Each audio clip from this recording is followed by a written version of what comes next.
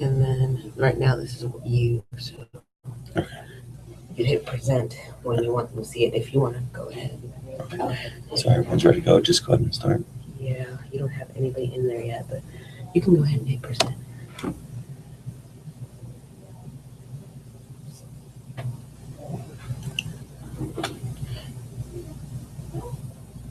So I don't know who's here. And really, you can go. They can watch you recording.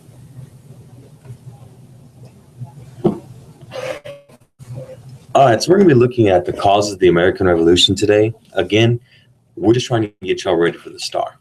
So what this approach is, we're looking to give you a little bit more knowledge, a little bit more background, so we can pass the STAR and none of y'all have to stay back in 8th grade. I know how you want to be high school students. So let's hit it from the top. So the cause of the American Revolution, which teacher should be handing out to you or has already handed out to you, is a chart. And the chart has a few sections. Each section will be going over it today. The first section is, as I try to get the machine to work,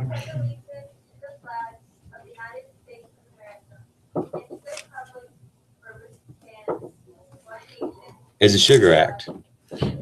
Now, the basic Sugar Act, the British policy is the Sugar Act. What its definition is, primarily the British wanted to tax anything with sugar on it, which in the colonial time was almost all luxury products. If you're rich, you sucked on sugar cane. Every day, instead of going to Starbucks, you go get yourself a cup of tea, which required sugar. Chocolate, candy, anything that the rich or the really elites would want to have, or anyone that would enjoy something had sugar. We didn't have video games today. So it really upset people that the commodities or the things they really liked were being taxed. So there's a major outcry, the American reaction, there's a major outcry against these English taxes. People were demanding taxation without representation. What's going on? Why can't we have a voice if you're taxing us to help pay for the government? This ain't right.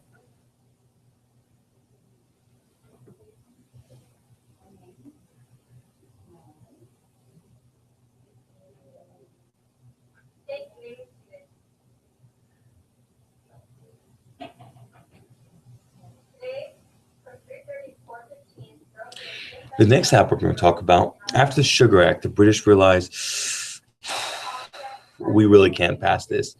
People like the chocolate too much. People like their tea. We got to hold back.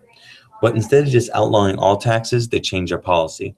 They decided that instead of charging for the most expensive things, we'll just make them pay for stamps, make them pay to send documents and goods.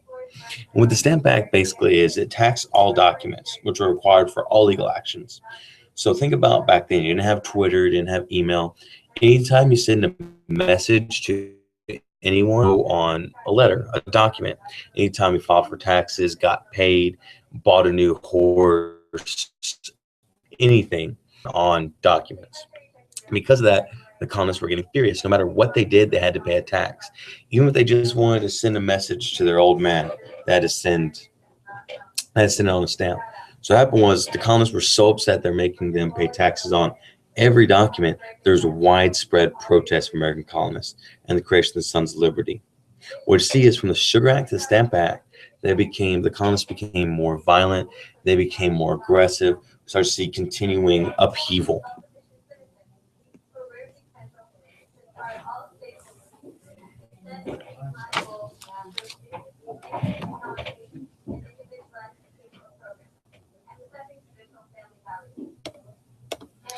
What followed the Stamp Act, the Townshend Act.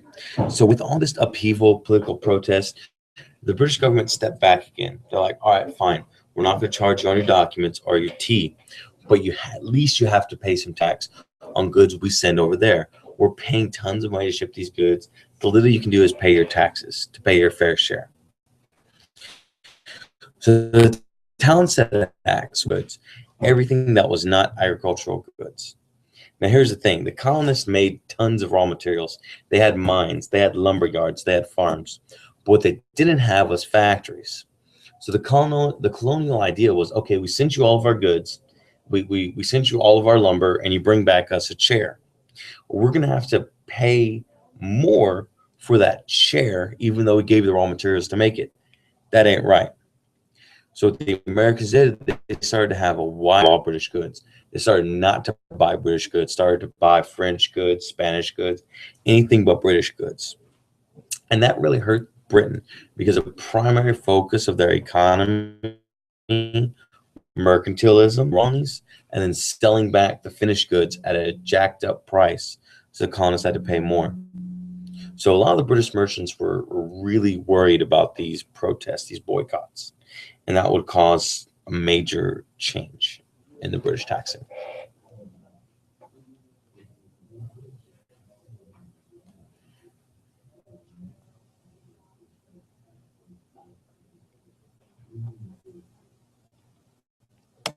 Almost there, guys.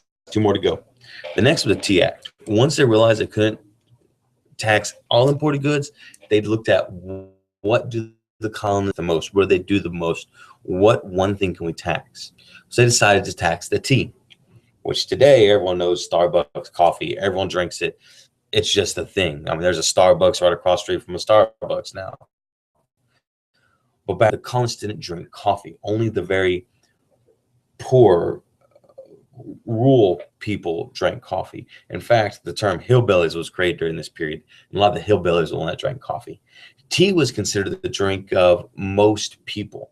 Tea was considered what you would drink just talking to a buddy. You would give people tea if they come into your house. And they drank it every day. What happened is because they drank this every day, this made the colonists snap. They were so mad before. The Tea Act wasn't even anything big. It was very little, a very small tax, almost pennies. But the colonists just saw it as a continued aggression by the British. And because they continually kept on pouring tax on them, they finally snapped. And how the colonists protested this was going way to the extreme. Colonists dressed up in, or the Sons of Liberty, which was created earlier by the Stamp Act, they dressed up like Native Americans. They went onto British ships, tied and gagged all the British sailors, and dumped huge amounts of tea into the British harbor. In fact, the British harbor turned a light tan color by how much tea was dumped. And what happened was the Americans cost the British so much money. In one night, they dumped, in today's value, $1 million worth of tea into the harbor. And the British were outraged. They decided, that's it. We got to crack down. These Americans are running amok. They're part of British territory. They are not part of their own country. And lastly, what that created was the Intolerable Act. And what the Intolerable Act was they finally said, we're clamping down, doing whatever they want. We're going to tax them because we're Britain and we tell them what to do. So the Intolerable Acts basically closed down British Harbor. The British ships came in, blockaded it, pointed their cannons, say, you're done. And what the Intolerable Acts did was they formed the First Continental Congress. The Americans were tired of the British telling them what to do, and they said, we're done. We need to form our own nation.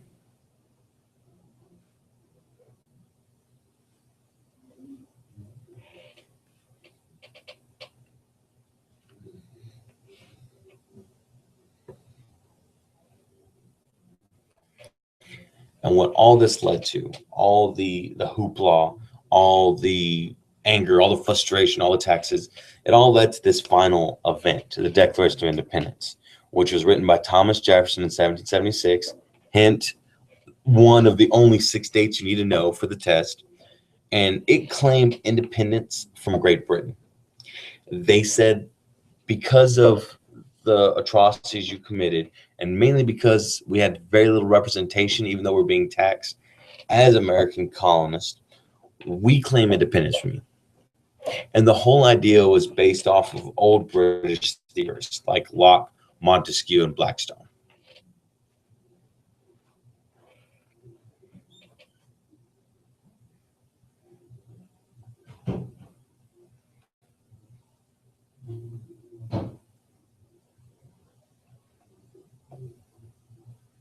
All right, how y'all like? I hope this is a little bit better. Hope it was a little more entertaining than hearing my boring voice the last one.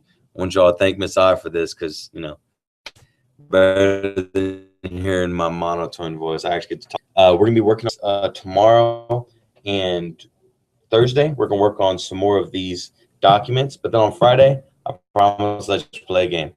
All right. Okay.